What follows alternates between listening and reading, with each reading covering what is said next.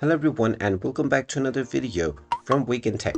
In this video, I'm going to show you how to change the language within your Disney Plus account. So let's get started right away. First of all, open up your web browser and then in the address bar type in disneyplus.com and press enter. You will now be taken into the official website for Disney Plus. Now if you haven't logged into your Disney Plus account already, you will be asked to log in using your credentials. So go ahead and log into your account and then you will be taken into the home page. Now from the home page, in order to change your language, click on your account icon at the top right corner and then click on Edit Profiles. From the Edit Profile menu, click on the pen icon underneath the account with which you want to edit your language, and then from this page scroll down and you will find App Language.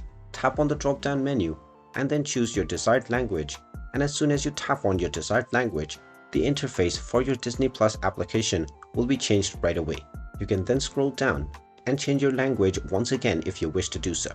And there you have it. That is how easy it is to change your language within Disney Plus. If you find this video helpful, make sure you hit that like button and subscribe to our channel if you haven't done so already. Also ring that notification bell to never miss another update from us. Thank you for watching and I will see you again in the next video.